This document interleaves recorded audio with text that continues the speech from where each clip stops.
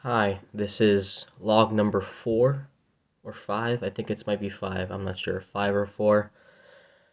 I've been thinking about it, and I think probably the best course of action would be to try and be more concise, a lot more clear in my language when I record these. So, in two ways, number one, it teaches me subliminally on a conscious level to, you know, I'm trying to do it. Um, wow, this is actually really hard. Um, it helps me to, learn how to get my thoughts across in a coherent way, basically. So if I figure out how to do this here when I'm talking to myself, it'll probably translate better when I'm talking to somebody else. I do apologize for that long pause over there. Obviously, that wasn't intentional, but I'm trying to get through this without as many ums and ahs. Um, there I go again. So I think the best way to go about it would be to just pause a little bit and get my thoughts together. And I want to be coherent on topic and not rambling about for about 7 to 10 minutes or so.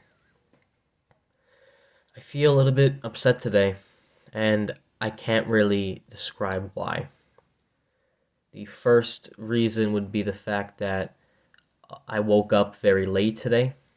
I went to bed last night around 7 or 8 o'clock and I was exhausted, but I found myself unable to go to sleep last night. Probably most likely to blame is the fact that after I recorded last night's video log, I felt this strange surge of inadequacy, I guess, or I guess the word would be like uselessness, I suppose. I'm not really sure what the right word would use, or I'm not really sure what the right word to use would be, but I believe it was caused by me going through my old iPhone with like a bunch of pictures, and I saw a bunch of I saw a bunch of pictures from my high school years that made me very upset. It wasn't even from my junior year where a bunch of my other emotional memories came from, but it was from years before that where I was still pretty socially awkward in a way, and I just kind of noticed that a lot of the people that I've grown to adore, this one girl in particular, throughout freshman, sophomore, junior year, senior year, she was always kind of a I don't want to swear here, but kind of a whore, possibly a slut. I'm not really sure, even though she likes being my friend. But looking at these pictures, it makes me think about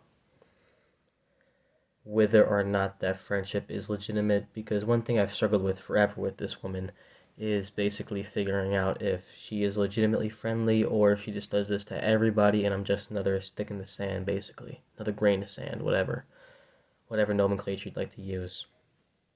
So I think about I think back to how I used to kind of obsess over her in a way, and how in the meanwhile she was kind of just talking to pretty much every attractive guy she met. She'd hook up with a lot of people, and she'd text me whenever she felt was comfortable, and in a way that kind of made me feel insignificant, like I wasn't worth much.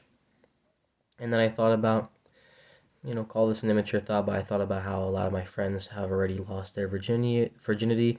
They have girlfriends right now, and meanwhile, I'm stuck in this apartment alone. And for most kids, having an apartment to yourself is, fantastic. You get to have your friends over, you get to have your girlfriend over, whatever. Do some things that you wouldn't be able to do otherwise if you didn't have that. But I think about Thomas, my more nerdy friend. He has a girlfriend, and she's actually quite attractive. Think about Brady. He has a girlfriend, Anthony Panarese, who has always been a bit of a weirdo, and I'm not really sure. I'm not really sure how he got ahead of me, him and Thomas, but he has a girlfriend as well, or he used to. He's kind of been on and off, but all these people that I know, they've made strides towards getting into a relationship. Even Alex Pachnicki, who I thought quiet, single for the rest of his life, he got his own girlfriend, and she's also very cute. Um, so that makes me think about myself. I'm 19, turning 20 in about 3 weeks, and I still haven't had sex yet. Still haven't had a legitimate girlfriend yet. I had one girlfriend in senior year, but she was kind of the worst, so I don't want to talk about her.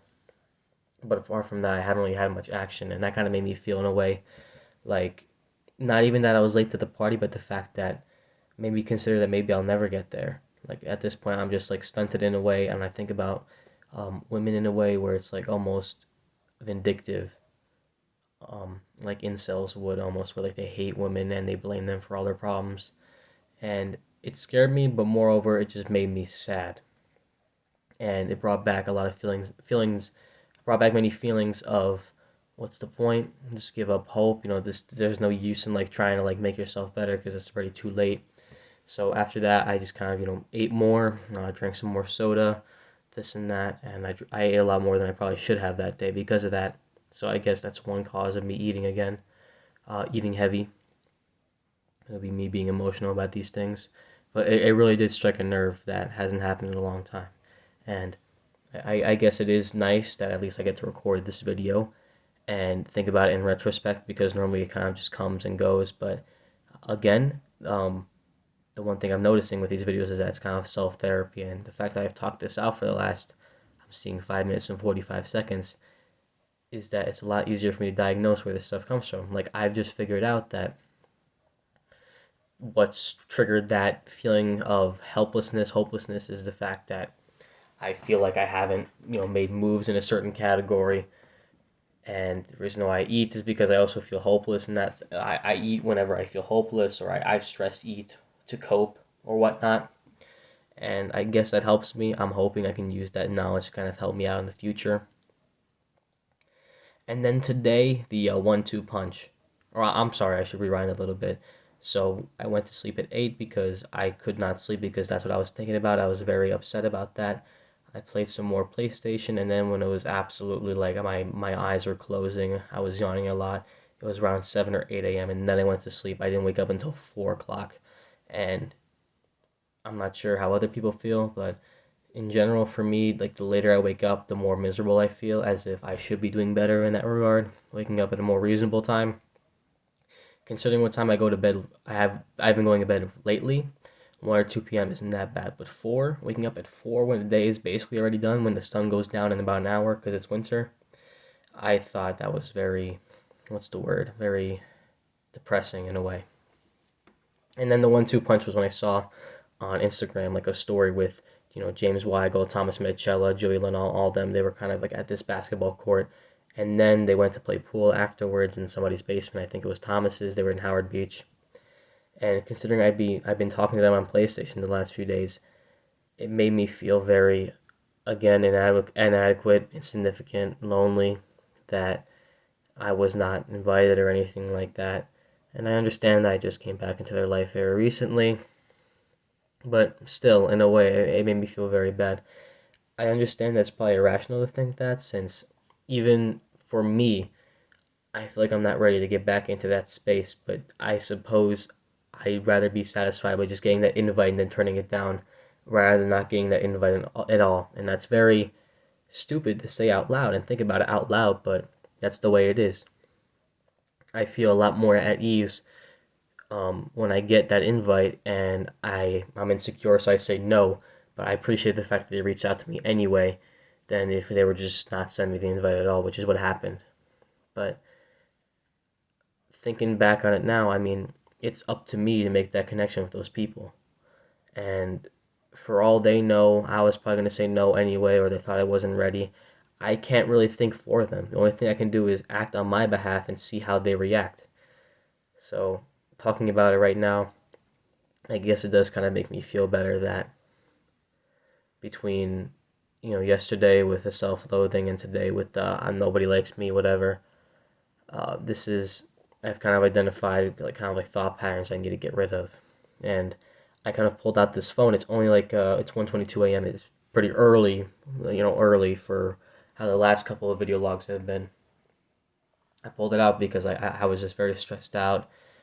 I was feeling down on myself, and I figured that what, I need somebody to talk to, and that somebody probably is myself. Again, like self therapy. This is the thing I've been going on about, and it's kind of helping because right now, honestly, I feel a little bit better because just talking about it to anybody, as crazy it is, even if I talk to my future self, it's a weird coping mechanism, and hopefully it works out in the future. Hopefully, it actually gets me on the right path. But with that being said, I finished Detroit Become Human. I'll be honest, the ending wasn't as satisfying as I thought it would be, but still the amount of choices or possible endings apparently are very impressive. But it's the kind of game where the tedium just kind of gets in the way of the story too much that I don't think I'll be coming back to it. I just went through it once, and I think I'm done for that for the whole I'm done for good, basically playing that game. Played a little bit of Modern Warfare, but I was already kind of stressed out about the whole loneliness thing, and my anger kind of amplified when I was not doing well in the game, so I kind of quit that. And as it stands right now, I'm downloading Life is Strange 2 because I think right now like a touching story game is something that I need, and I think that, adding these experiences, keeping that variety going is definitely what I need right now. Let me just make sure I'm not in anybody's party right now. That would be really bad. Hold on one second. My paranoid self. I know I left the PlayStation party what everyone was talking about. I just wanted to make sure that, God forbid, I was actually talking and they were picking up on it. I would not like that at all. I'm thinking about that possibility, but thankfully that's been avoided. Um, but yeah, these past few days being in quarantine has made me very introspective, and I suppose that's another thing I can learn from the fact that the more time I have with just myself and my thoughts, it can potentially be dangerous. So it's probably important for me to, get out there, reach out to people, keep myself preoccupied. Not keeping busy for keeping busy's sake, but the fact is that if you put any human in a state where all they can do is just think, they're probably going to destroy themselves. That's why people have talked about solitary confinement being so dangerous because it's no punishment. It's just you're bored, and that leads you to say some crazy stuff, think some crazy things, and after a while you start to go insane. I think that's what might have caused like the whole, half meltdown yesterday, and that carried into today. Because realistically speaking, things aren't that bad. So I have to learn how to preoccupy myself, keep myself busy. And I think new experiences like, new games and, new videos to watch, that's how I get there, especially. Once I get back to work, it's probably going to pick up a little bit in terms of like how much free time I have or the lack thereof. But Andre came back today, so that's good news. And hopefully, when I come back, I have 5 business days in the fiscal left to actually sell, and then we're on to the new fiscal. And once that happens, I'm back on Andre's team for good. I'm really hoping that, at that point, job more or less goes back to normal where, it's decent going, ups and downs a little bit, but nowhere like I've had the past couple months. Feels really good to talk to, I was going to say talk to you, but it's weird when I see my reflection in the selfie camera. This has been a lot more somber than the other logs. It's a little bit strange. I think about some random person on the internet finding this video and watching it. I wonder what they would think about it. Because they're just tapping into some random person's life that they've never met before. Maybe they're going through their own struggles. I'm not really sure. And I don't really want to dwell on that because I don't really make this for other people. It's nice if other people find it and like get some strange enjoyment from, watching me vent about things, but I think this is just for myself. And it may just be temporary, but I do feel a good amount better by just having talked to this camera for going on over 13 minutes.